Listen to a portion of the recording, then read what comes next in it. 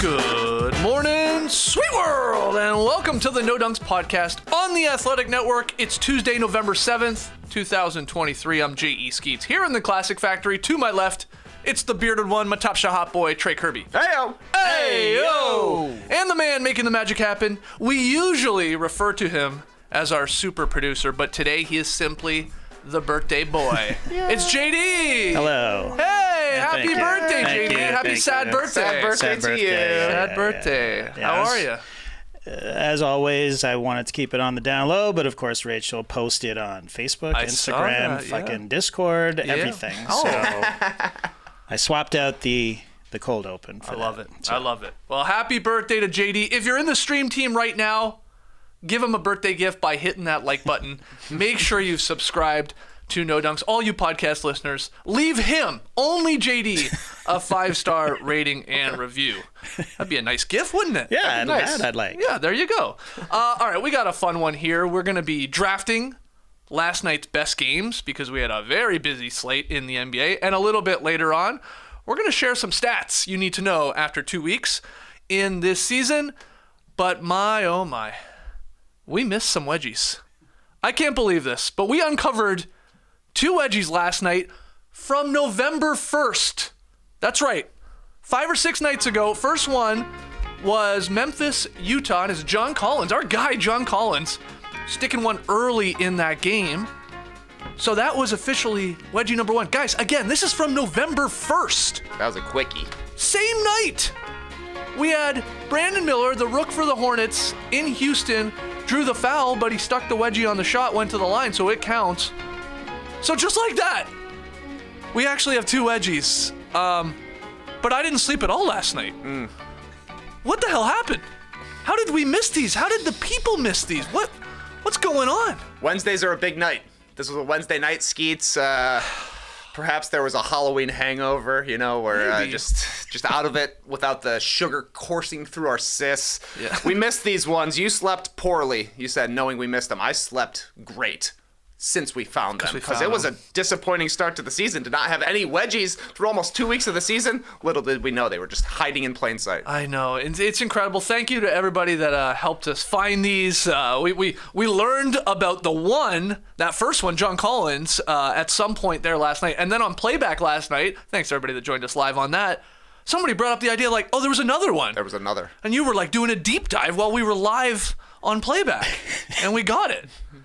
I mean, again, I didn't sleep. I watched all of the games that we've had this season. I've watched over 100 games last night and went through the logs. Grinding tape. Exactly. I mean, it's I don't know. Everything is a lie now. There might be 100 wedgies this year, for all we know. Please let us know. If you see something, say something. That's right. Yeah, maybe that'll get us going. Like, it's a nice reminder that if you do see a wedgie, even one if you think it's a little controversial, like, does it count? Tweet at us. At J.E. Skeets, at Trey Kirby, at No Dunks Inc., and let us know. We could also blame X/Twitter. I think it was partly them. I don't think the tweets were getting through. Could be. I wasn't seeing them. Could be. What's going on, Elon? Yeah. Anyway, we got 2 wedgies, so that is great. Happy birthday to you, JD. 2 wedgies. All right. Let's get to drafting last night's best games, or whatever games you actually want to talk about. Trey, you get the number 1 pick. Once again, where do you want to start? Keeps coming up Kirby. Yeah, it does. I love this. I like you getting us started. So what's your number 1 pick from the 12 games last night? You know, number 1 on the draft board heading into the draft process, Skeets. The number 1 offense, Boston Celtics versus the number 1 defense, Minnesota Timberwolves. After all of the pre-prep for the draft, still the game of the night at the end of the night. A couple of takeaways from a huge Minnesota win. First one to me, this Timberwolves defense is legit, Skeets. They held the Celtics to 101 points in regulation. That's their fewest this season. They went on to get 109 in OT, but who cares? They held the Celtics under 40% from the field for the first time this season, forced 18 turnovers, a season high for Boston, and the Celtics only hit 11 threes. That's their fewest this season. Yeah.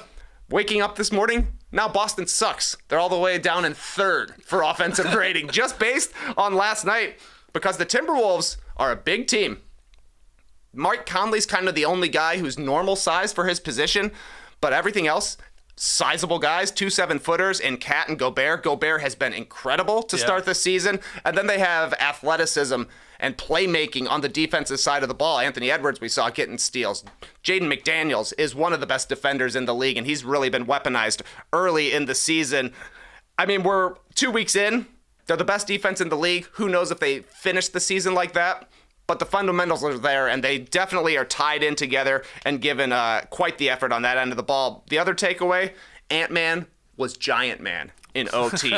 He was pretty good in regulation. Anthony Edwards had 30 points. Some questionable shots, I would say, down the stretch in the fourth quarter. Just wanted to take step-back jumpers.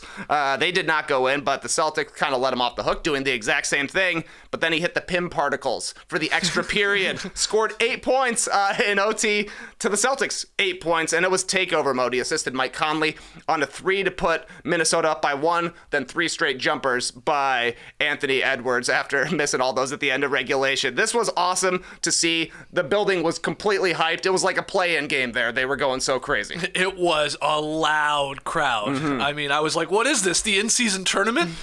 This is amazing. It was awesome. You're right. He took over there in overtime. He even had a heat check airball 3 after he was feeling it. But 15 for 25 for Ant, 38 points, 9 boards, 7 assists, had the steal there. And then McDaniels, who obviously, or I forgot, missed a couple games to start this season. He's obviously back, and you're going to get elite defense, which he gave them, but then he's knocking down 4 threes, 8 of 18 overall for 20 points. And this was a game in which, Karl Anthony Towns fouls out early in overtime. And maybe it was a blessing in disguise for the Wolves. I mean, we got to get that guy a Mr. Temper Boy shirt. Yeah, Karl Anthony Towns throws a lot of little mini temper tantrums. Tempe tantrums. When from either a bad call or a missed, or somebody misses inside. He did it even when the Wolves, botched a play. I guess it was a rebound that they probably should have had and they gave up. But what a win here. Now taking down the Nuggets and the Celtics for the Wolves. Yeah, they're the only team to have beaten the Nuggets, the only team to have beaten the Celtics. And yeah, Karl Anthony Towns definitely had a weird one. He just plays like... Even Jim Peterson says it on their broadcast. He just plays out of control offensively. The way he drives in, he got that offensive foul for like a massive push-off and then fouled out just a couple of plays later. And then obviously the Timberwolves took over basically as soon as Towns went out, which was interesting to see. There's a lot of talk about will he be a trade target later on this season. Understandable considering the draft assets that Minnesota gave away to get Rudy Gobert, but the team is good right now. I would not personally trade Towns. He's still 7 feet tall. He still rebounds. He has had some shortcomings in the playoffs, no doubt about it. And maybe that's something in the future that they do. But the team is rolling, and it helps having 2 7-footers out there. Even though Towns is not a great defensive player, the size that he brings alongside Naz Reid coming off the bench, it's great to have a guy like Naz Reid when you have foul trouble for Karl Anthony Towns. It's sort of insane the Wolves won this game despite their 2 7-footers shooting a combined 2 for 11 at the free throw line. Yeah. Towns didn't shoot one. Nah. He was an 0 for 0. 0% or 100%. Depends on how you look at it. Gobert shot 2 for 11 at the line. I don't want to bury the guy here because he's been really, really good. Was really good in this game. 14 points, 12 boards. That's what he's out there to do. Obviously, defense. Didn't miss a shot, but 2 for 11. What are you, Chris Dudley? I mean, that's some crazy numbers. He's not that bad usually at the line, but Wild. They pulled it out. Ant took over, and it was just special when the place was going insane. That was an awesome crowd, man.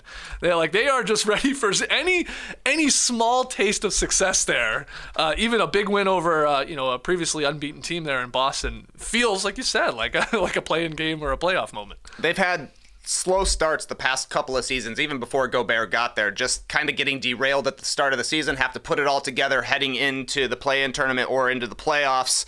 If they're able to actually play good basketball for the entirety of the season, there's a chance they host a playoff series, I think. For sure. All right, my number 1 pick from last night's games, I'm going to go with Julius Randle and RJ Barrett leading the Knicks to the 111-97 victory over Harden's Clippers debut.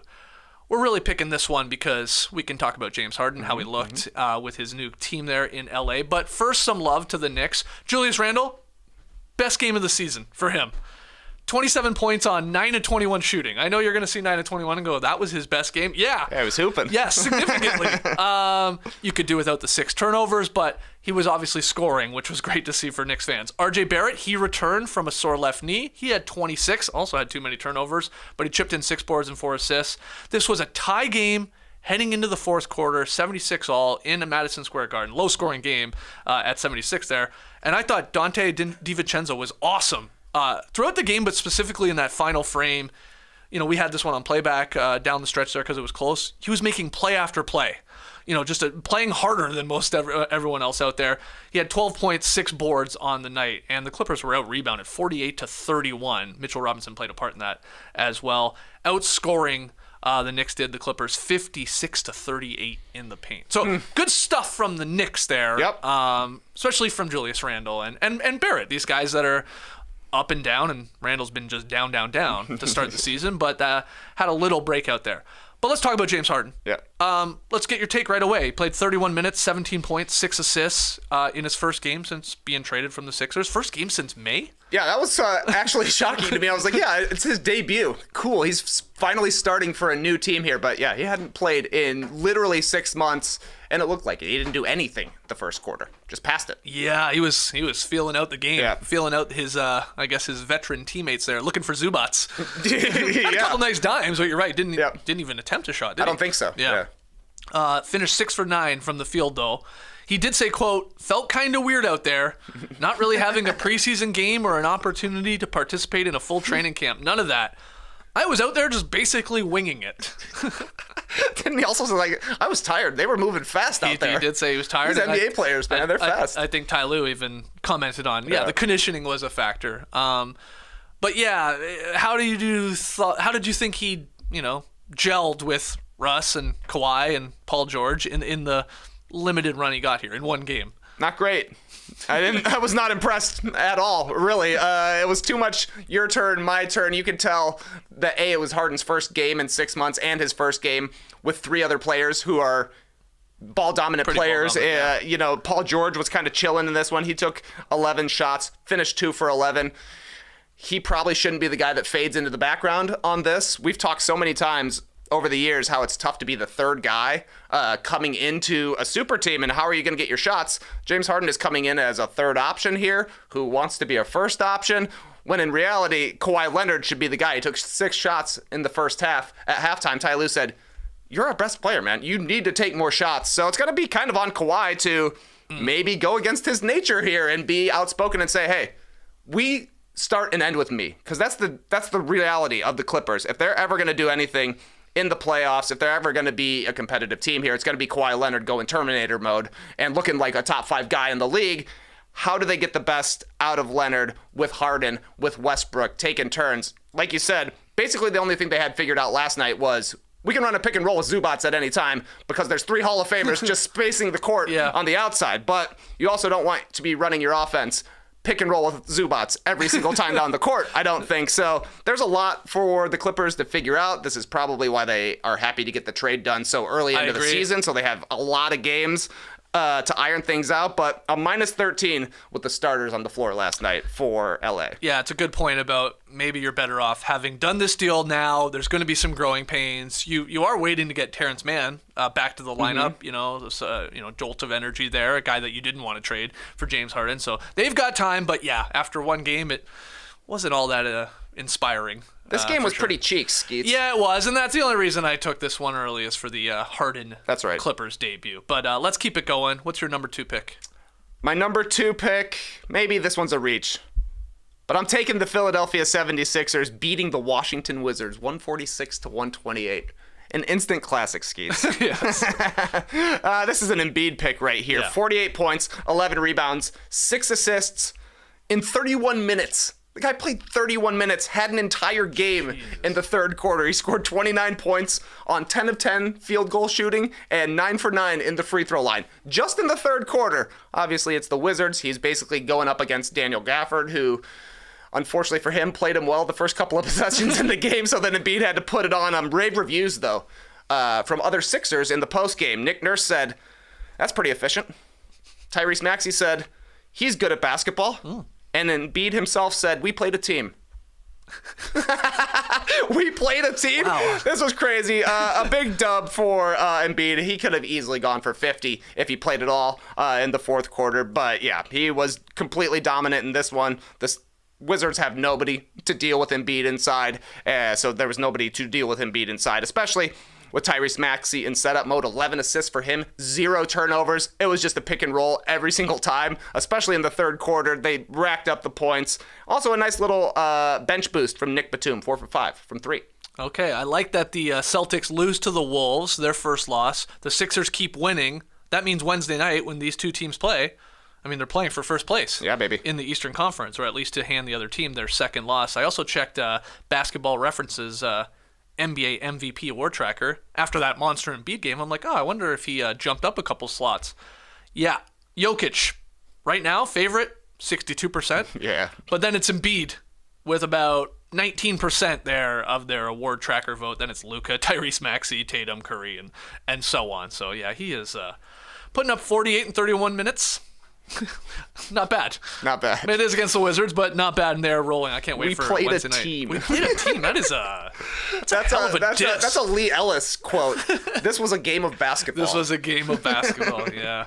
All right, let's get it back on track with an entertaining game here. What, you're saying a reach by me? Yeah, well, both of us did. Maybe. My number 2 pick, SGA, he returns. He scores 30. A very quiet 30, that's what he does. As the Thunder ease past the Hawks in the end, 126 to 117. It was close. Isaiah Joe blew this game open at one point. He hit 3 threes in the span of 50 seconds. That gave him a nice cushion. The Hawks got it to within, I believe, 6 or 7 sort of down the stretch, but it was defense from OKC. They did a really good job on Trae Young, who shot 5 of 18. Yeah. Lou Dort was the primary defender. I mean, he had a huge block, actually, on Trae Young when it was still a game. There was like 2 minutes to go.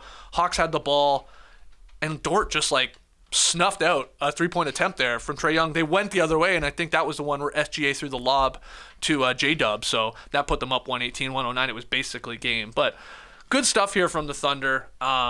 Even though they somehow won a game in which they gave up 25 offensive rebounds. Yeah, it's crazy. I saw that going around Twitter last night from our guy Schlecht. I'm like, what? Hold on, that can't be right. They're winning and they won, sort of handedly in the end. Yeah, they gave up 25 offensive rebounds and still won.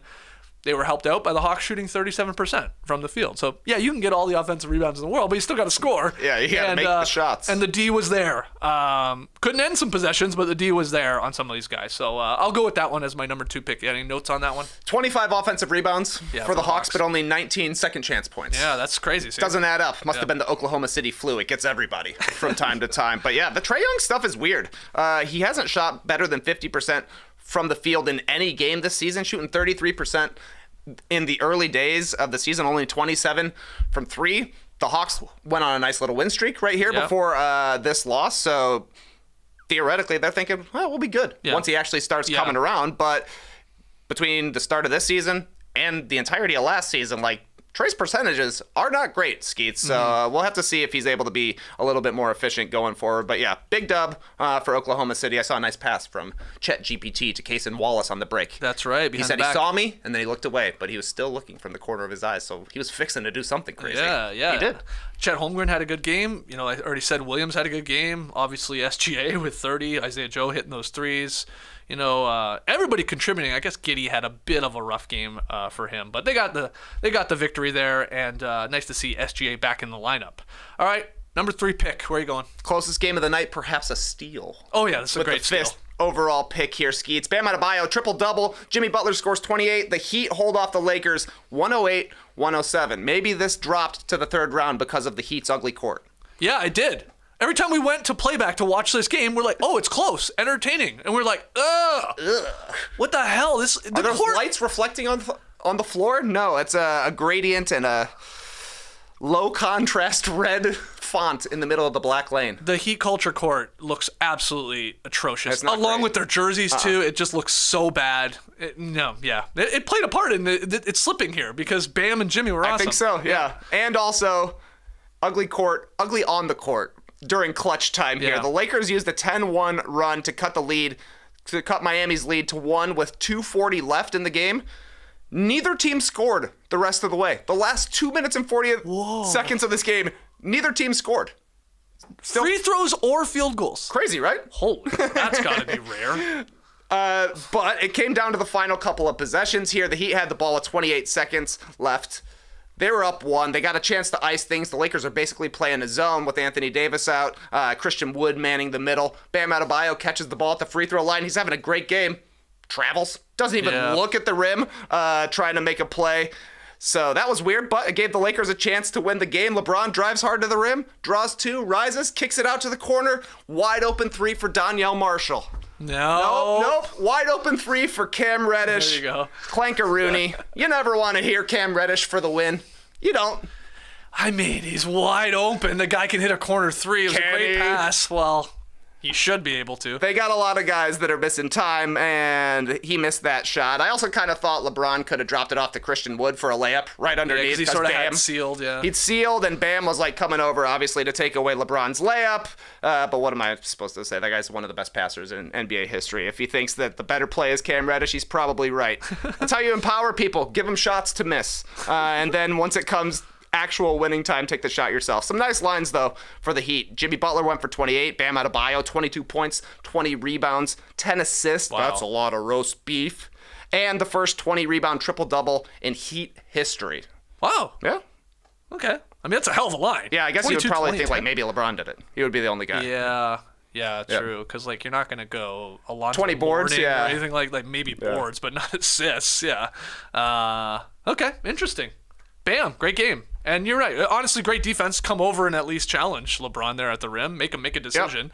Kicked it to Cam, just couldn't knock it down. And Austin Reeves had another decent game there for the Lakers too. Though they're losing here, and LeBron is playing a ton of minutes. And Anthony Davis left this game.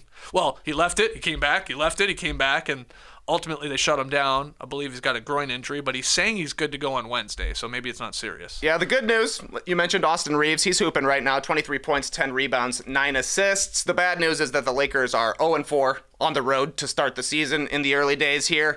And then, the Anthony Davis thing was weird. It was like they called it a groin spasm. Sounds nice. Wow. Said it was a hip spasm. Doesn't sound as nice. No. Nonetheless, he said he's supposed to be back playing, or he wants to play at least Wednesday. We shall see. Okay. My third pick, I guess 6th overall. I'm going to go with Giannis, going for 36-12 as the Bucks beat the Nets 129-125. Close game. Back and forth affair, actually. It's game runs, people. This was, it was going to be the Cam Thomas game if the Nets had held on to win. This guy scores 45 points on 33 shots. Woo! That guy will let it go, but he's on fire. Guy's like scoring nearly 29 points per game this season. But in the end, the Bucks scored the 17 of the final 27 points. So they got them when it mattered most. The Freak did a lot of his damage late. He had 9 points sort of during that late span, had a couple blocks as well, or he deterred a couple shots at least. And they pulled it out. They needed this, I think the Bucks did. The Nets are scrappy, and they're missing guys. No Claxton, no Cam Johnson. But the Bucks shot a season-high 48 attempts from deep as a team. They made 16 of them. It's 33% shooting there. But the starters, 5 for 27 from distance. Giannis, he took a season-high 7 three-pointers. He only hit 1, but it was a big one. It was a big one. It was a second chance 2 opportunity. for $1, yeah. That's right. He took a 3 and missed it. I think it was Brook Lopez that tapped it out to him, and he let it go again with some confidence, and he splashed that one. So a pretty important one, but always weird to see Giannis shooting 7 three-pointers. That can't have happened a lot in his career. I didn't check, but he's taken a lot of jumpers to start this early season. Too many, but maybe he's just trying to save himself a little bit for further on down the line. 7 Bucks players finished in double digits. I mean, they had to scrap this one out, though, against a team that they should beat pretty easily. But then you go back and look at the guards who have played against Milwaukee so far this season. Season opener, 31 for Maxey, 20-11 for Trae Young the next game, 35 for Tyler Hero, 24-11 for Schroeder, and then in back-to-back games, 45 for Jalen Brunson and 45 for Cam Thomas. They are flammable right now. Though, Adrian Griffin has made a change. More drop for Brook Lopez. Basically, the Bucks came and said, hey, let's go back to what works here. It worked well against the Knicks. I thought they played pretty solid basketball, but I mean, giving up 125 to a Nets team that's just like ISO, that's bad stuff. Yeah, I do like that Jay Crowder saw some significant time down the stretch in this one. I thought he was really good for Milwaukee and helped them get the victory defensively, at least down the end. Ziller wrote in his newsletter this morning, speaking of like guards sort of flaming the Bucks here early, Ziller wrote, quote, "Something that is probably nothing that I still feel somewhat obligated to mention. Damian Lillard is a minus 53 in 202 minutes this season. The Bucks are a plus 71 in the 86 minutes with Lillard on the bench." Gazooks. Is right. I mean, it goes hand in hand with what you just said. A lot of those points are putting Damian Lillard in the action, and guards are torching them. And Cam Thomas was one of them, and until he wasn't, man, that guy has never seen a shot he doesn't love. But 45 is 45. I'll say something that's interesting here. When I'm looking at all the breakdowns here, only 58 points in the second half for the Brooklyn Nets and only 3 minutes and 43 seconds of playing time for Malik Beasley. Lillard is going to be starting. He's going to be playing 40 minutes a game when it really matters for the Bucks, and he's not going to be a plus defensively, which means you can't have a guy like Malik Beasley out there all that often alongside Lillard as well, because then there's two perimeter targets for other teams. Yeah. You can deal with one of them, I think, and, as Middleton comes along and is able to handle bigger minutes loads, maybe we see less and less Beasley, but there was a reason he was out of the playoff rotation for the Lakers last season, and it's looking like that same reason could be the case for the Bucks here. Yeah, they have options at least to obviously play instead of him, be it Marjon Beauchamp or Connaughton or even Crowder, obviously in a similar role. That's a good point, though. I was going to make one more, but now I forget it. About that game. What the hell was I going to tell you? I don't know. Let's move on. It'll come. Man, it was good, too. It was probably a classic moment we were about to have. It was probably a short we were about to clip, and it was going to get millions and millions of views. But I can't fucking remember it at all. I told you I was up all night. Final pick. Okay, that was a bit for a bit, but now it's actually angering me that I can't remember it. Final pick here. Lots still on the board. Where are you going? I can hear the fans. They're chanting, Homer pick, Homer pick. Oh, don't do it. They wanted some love for the Bulls hitting 18 threes and a big dub against the Jazz. I even considered the Indiana Pacers scoring 152 on the Spurs. But ultimately, I got to go with Nikola Jokic passing LeBron James on the all-time triple-double list in a win over the Pelicans last night. 35 points, 14 rebounds, 12 assists for triple-double number 108 for Nikola Jokic in 604 games. Wow. That's one every 6 games, and I'm like in the past 4 seasons, it's probably one every 3 games. Maybe 2 every 3 games. I don't know. I'd have to do the math, but it is crazy. I think the number one thing I saw on Twitter last night as this game was going on was Bored Neo fighting Agent Smith in The Matrix, where he's just like, oh, sweet. This is easy for me because it is so easy for Jokic right now. You mentioned it. He's atop the Basketball Reference MVP tracker because this was a pretty easy win for Denver in the long run against a good team. The Pelicans have some health problems, but Zion was out there, Ingram was out there, and no Jamal Murray for the Nuggets. That's concerning. They said he's going to be out for a while. But my favorite part of this game was a rookie shootout. Career-high 31 points and 7 threes for Jordan Hawkins, getting the start for C.J. McCollum there on the Pelicans. And then a career-high 21 points and 5 threes for Julian Strawther off the Denver bench. He had his own takeover moment basically in the fourth quarter, scored 12 points in 5 minutes. Hitting threes, dunking. It looked awesome. The guy looks like an actor to me. I don't know who it is, but he just looks like an actor to me. Maybe a character guy. But cool stuff from Jordan and Julian last night. Did you see Jokic post-game step to the podium and said, I know what you're going to ask me, so let me just do it?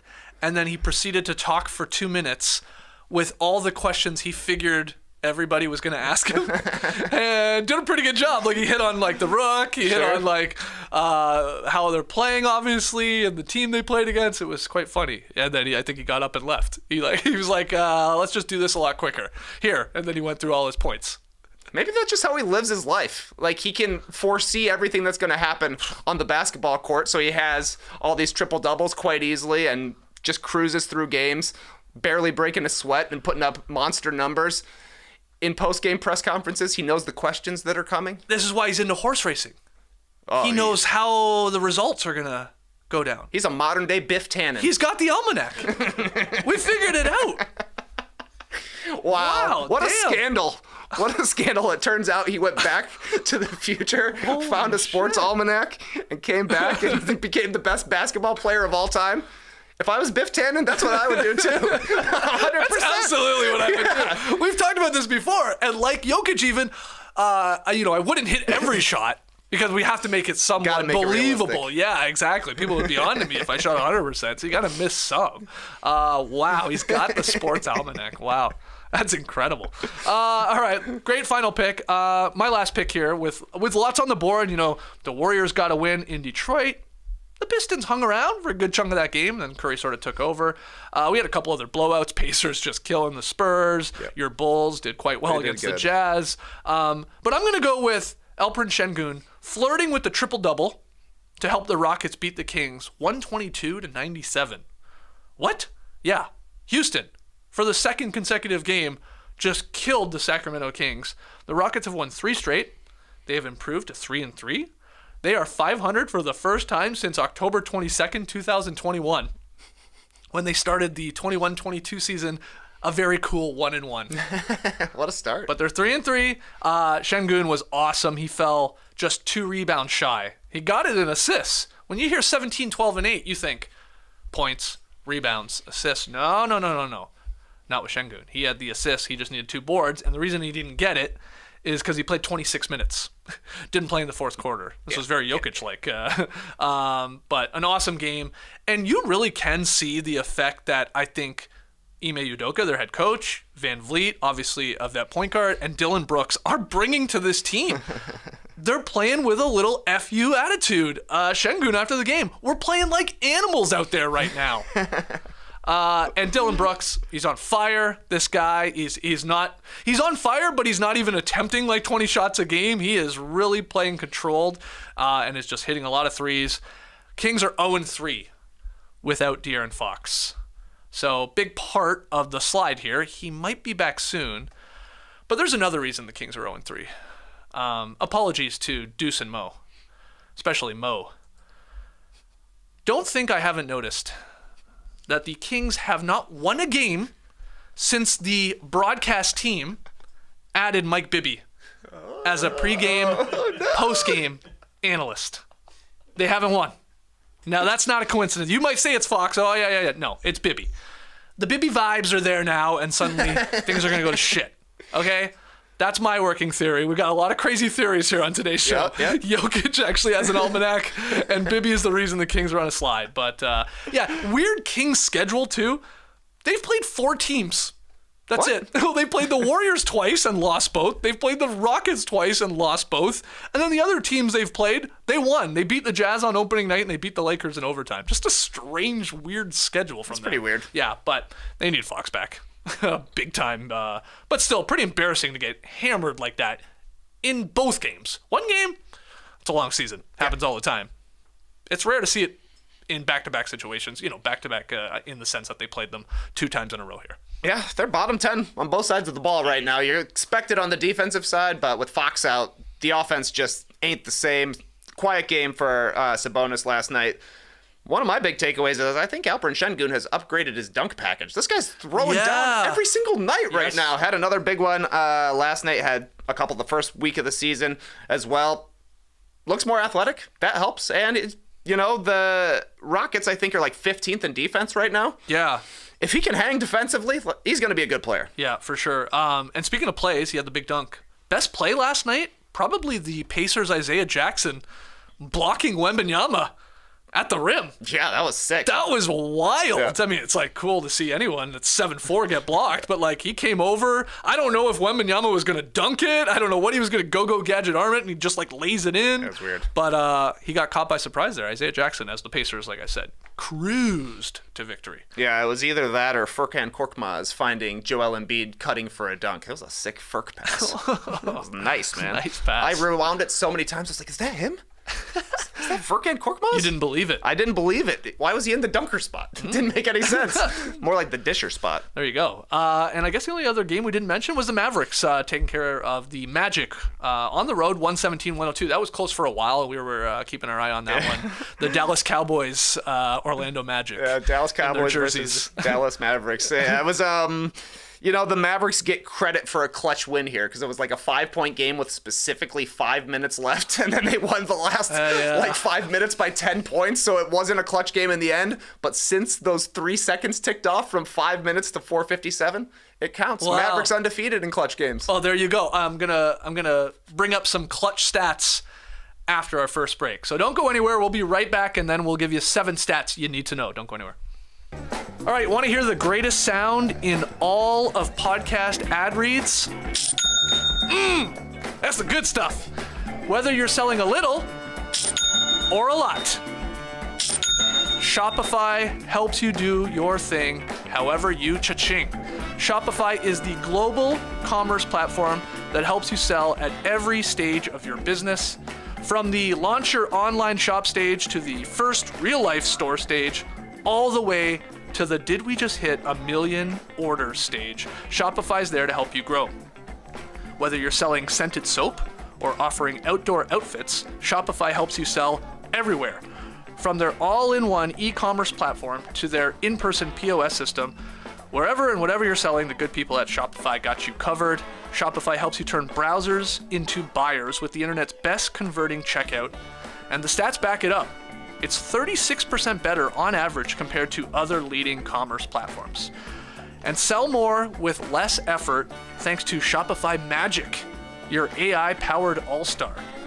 I didn't know Allen Iverson was working for Shopify, but now I understand the stats. What I love about Shopify is how no matter how big you want to grow, Shopify gives you everything you need to take control and take your business to the next level. And you don't have to sell just your own stuff anymore.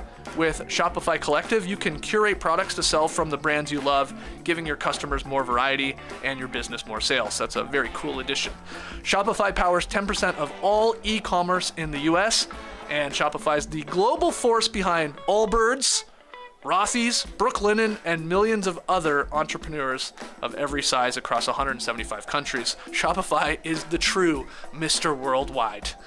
Sign up for a $1 per month trial period at shopify.com/nodunks. That's all lowercase. Go to shopify.com/nodunks now to grow your business, no matter what stage you're in.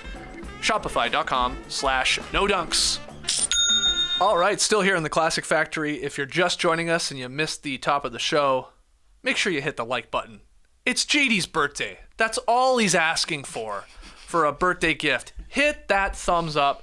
Great comment here in the stream team as well from, I guess, Jim Cabrera. What about the Jaylen Brown poster as play of the night? There you go. Yeah, I think that was number 1 on the NBA YouTube's top 10. Top 10 plays. Yeah.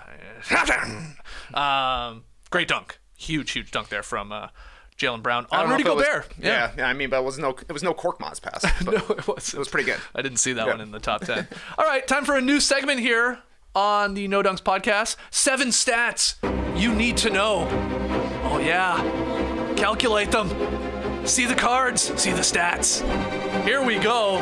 We're looking at some notable numbers from the first 2 weeks of the regular season. Huge shout out, by the way, to Brian Martin at NBA.com for inspiring the idea and helping me sort of parse through this small sample size. First one is what you need to know. We love points here on No Dunks. Mitchell and Embiid, they lead 5 players averaging 30-plus points per game. Last season, we had a record-tying 6 players average over 30 points per game. So this year, we're currently at 5. It's Donovan Mitchell and Joel Embiid at 32.5 points per game. Luka, 31.6. He's played 7 games. Steph Curry, 30.9. He's played 8 games. A lot on the road. The Warriors have had a very heavy road schedule. And then Tatum at 30.5. We have 35 others who are averaging at least 20 points per game. Durant is 29.9, so he's nearly there at the 30-point per game mark. And then Cam Thomas, I said this earlier, he's at 28.7 points per game through 7 games. Probably the most surprising name there on the top of the leaderboard. Any thoughts? Who was the 6th guy that had 30 points per game last season? Was it Devin Booker? Did he get over 30 points per game? No, he's 27.8. He obviously hasn't played hardly at all this season. He's at 31.5 points per game. So if he racks up enough games, maybe he passes Kevin Durant here to tie the record at 6. But otherwise, I don't see anybody else getting there. Well, De'Aaron Fox is actually averaging 31.3 points per game, but he's only played 3 games. Okay. Yeah, so I highly doubt that would stay that high. That's insane. But yeah, I think you're right. I think that record-tying 6 guys going over 30 last year will probably hold. But we'll probably settle into 4 or 5 here. That sounds right to me. Tyrese Halliburton, by the way, is averaging 24 and 12, and he's shooting with shooting splits of 49, 40, and 92 right now. Not bad there for Tyrese Halliburton. Okay. The Celtics and the 76ers are top 5 on both ends. We're talking offensive rating and defensive rating. 5 teams with the top offensive ratings in the league right now. Pacers, 120.4. Then the Celtics and Sixers are tied at 119.9. You got the Mavericks at 119.7 and the Nuggets at 119.2. Those are some great offenses right now. By the way, depends where you look for these. NBA.com and Basketball Reference, their offensive and defensive ratings, they're slightly different. So it might be a little out of whack if you're looking at Basketball Reference. I'm pulling from NBA.com. 5 teams with the top defensive ratings. Timberwolves, right now, significantly, 100.7 defensive rating.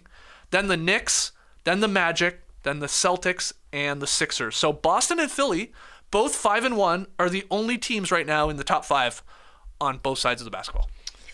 And I think you would say they've maybe been the 2 best teams, definitely in the Eastern Conference. Yes, you would throw the Nuggets in the mix as well. I see on Basketball Reference they are 6th on both ends. Right now they had that 89-point game where it was their one bad game so far this season. Yeah. But those have been the 3 best teams to start the season so far. Celtics expected. Nuggets expected.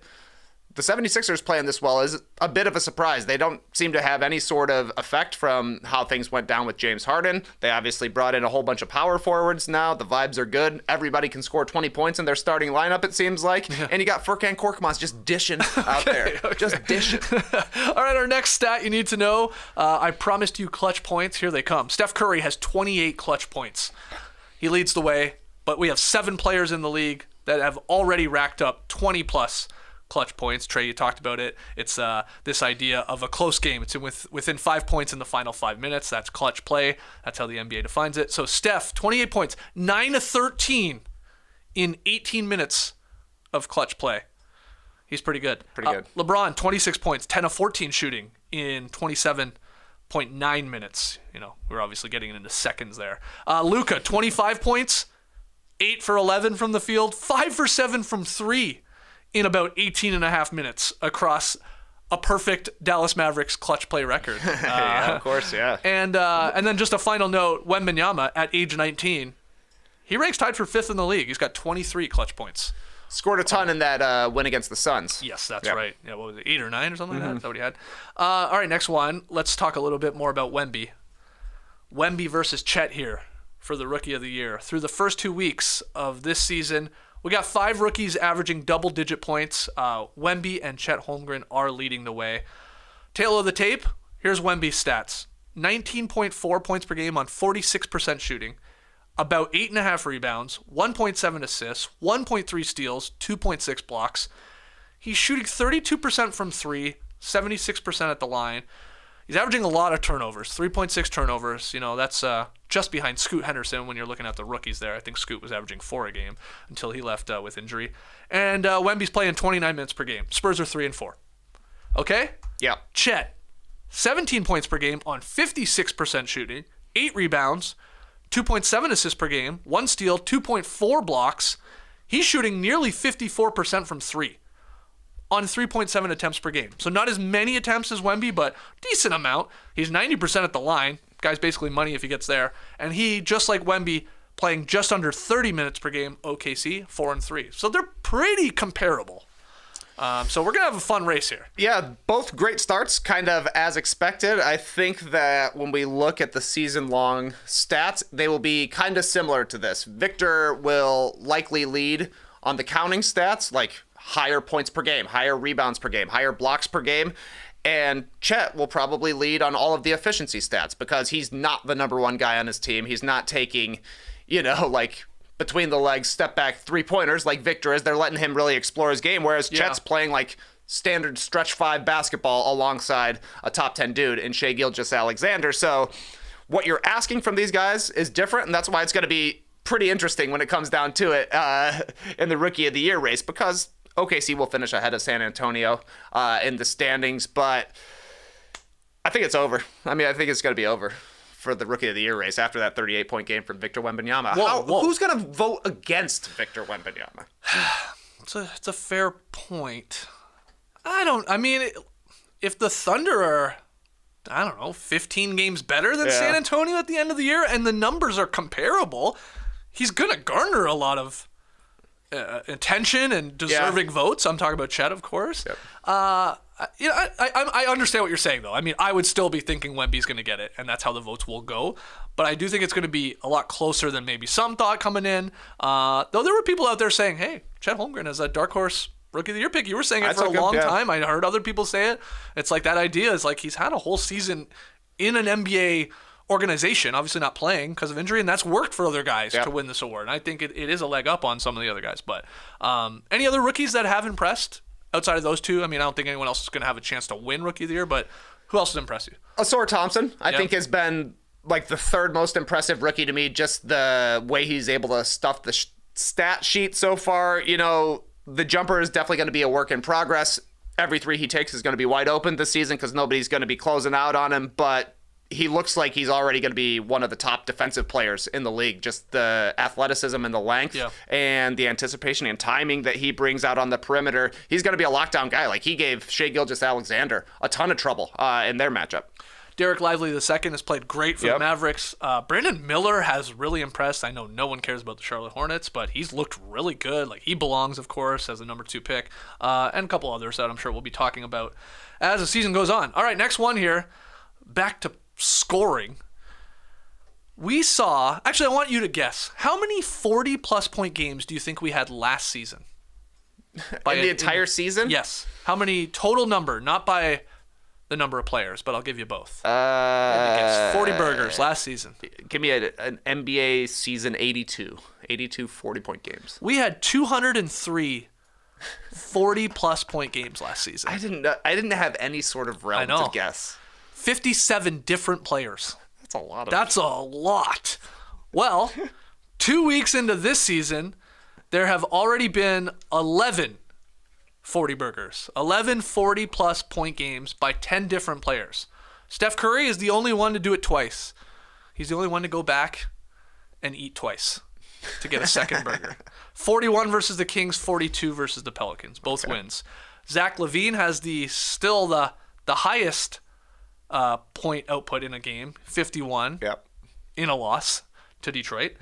4 other 40 burgers came in a loss. Cam Thomas there last night, Halliburton, Brunson, and Donovan Mitchell. And then the other ones, in wins, Embiid with 48 last night, Durant, DeJounte Murray, and Luka. Okay, so like outside of maybe Cam Thomas, but we've seen him do that before. I guess, honestly, Halliburton scoring over 40. That's a hell of a lot of points for a guy that's like known as more of a playmaker. Yeah, so that huge quarter. Yeah, exactly. That Jordan wore a quarter.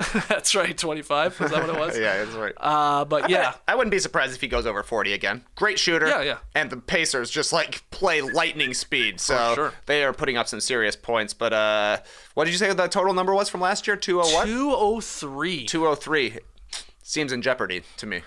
57 different guys. 57 different guys. Let's name them all right now. I mean, that is so many. Yeah, I'm sort of with you. I don't think we get to that level, but we'll get there. We'll get close. You know, it'll be over 150 40-plus point games, and we'll probably have 35 different guys. Like, I mean, of course, there's no LeBron, there's no AD, there's, Lillard, no Anthony Anthony Edwards, you go on and on and on. A bunch of great scores. As for big beef performances, which is 20-plus rebounds in a game, we're at 3 total. Yeah. Bam last night, Vucci baby, he had 20, and DeAndre Ayton with the most rebounds in a game this season at 23. He's leading the league in rebounding right now. Ayton? DeAndre Ayton is. Oh, wow. Yeah, Sabonis didn't have a good game last night. I think he had 8 boards, so it dropped him 0.1 rebounds behind DeAndre Ayton. Okay. Keeping your eye on that. I like that. Always. All right, next one here. A stat you need to know. This is fun. LeBron owning the restricted area. The guy's what? 38 years old? You're 21. Still the best in the restricted area. But we've had 4 players who have scored over 40-plus baskets in the restricted area. LeBron, 45 field goals made in the restricted area, shooting 78.9%. Zion, 42 field goals made on 65.6% shooting. Giannis, 40 on 73% shooting. And then this last one, very difficult. You want to take a stab at it? Not Jokic or Embiid then. Not Jokic or Embiid. That's why it's interesting. With 40 field goals made at 81.6% shooting. 40 field goals, 81. That's tough. You gotta, this guy is not getting the ball and going to work. He's just scoring in the restricted area, probably on alley-oops. Aaron Gordon. Nicely done, sir. Yep, nice. Aaron Gordon is 40 for 49 in the restricted area.